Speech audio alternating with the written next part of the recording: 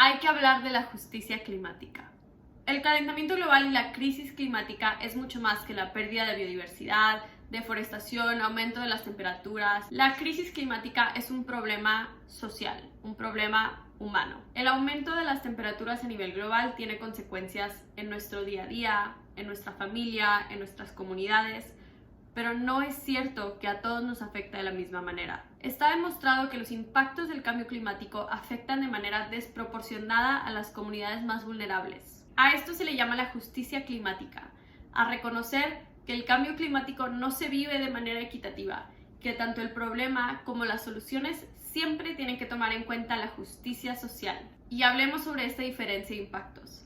Existen diferentes factores que afectan qué tan vulnerables son las comunidades ante el cambio climático. Uno de estos es la geografía. Las comunidades más cercanas al mar sufren consecuencias gravísimas si el nivel del mar sube, aunque sea unos cuantos centímetros. Las casas se inundan, las calles se deterioran y ciudades enteras se pueden destruir. Por otro lado, los lugares áridos son más susceptibles a incendios forestales súper difíciles de controlar, como los que hemos visto este año.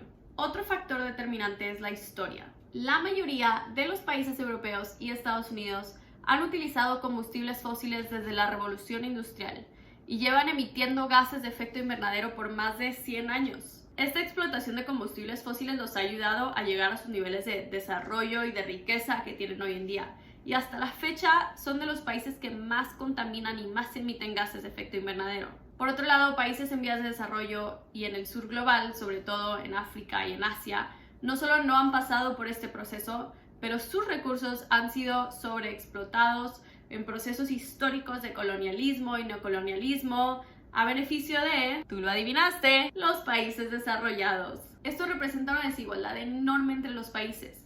Los países ricos no solo tienen una responsabilidad más grande por el cambio climático, pero también tienen una capacidad para adaptarse y para protegerse de los efectos mucho más grande. Tienen más dinero y más tecnología, mientras que las comunidades que menos han contribuido al cambio climático y que son las más vulnerables y las más pobres, no van a poder financiar soluciones para proteger la vida de sus habitantes. Y no solo existen desigualdades entre países, también existen desigualdades muy grandes dentro de los países. Las decisiones que se tomen o no se tomen para frenar el cambio climático van a afectar de una manera diferente a diferentes personas.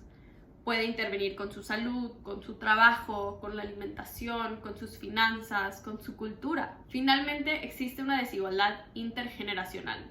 Las generaciones más grandes son los más responsables del cambio climático y son los que están en una situación clave en la política y en las empresas para hacer un cambio ya, hoy. Por otro lado, las generaciones más jóvenes y las generaciones futuras vamos a enfrentarnos a impactos mucho más grandes y vamos a tener que asumir todos los costos de las acciones que no se tomen hoy en día. Entonces, ¿qué hacemos? La justicia climática es uno de los temas más complicados de la sustentabilidad, pero también es uno de los temas más importantes. Y no solo se trata de apuntar dedos y dividir la carga de quién tiene que pagar para luchar contra el cambio climático, sino también de dividirnos las oportunidades y todos los beneficios que nos trae la acción climática. Nosotros como ciudadanos tenemos que demandar que la justicia climática esté siempre en el centro de las discusiones sobre el calentamiento global, crisis climática y sustentabilidad. La Fundación Mary Robinson ofrece 5 acciones clave para lograr la justicia climática.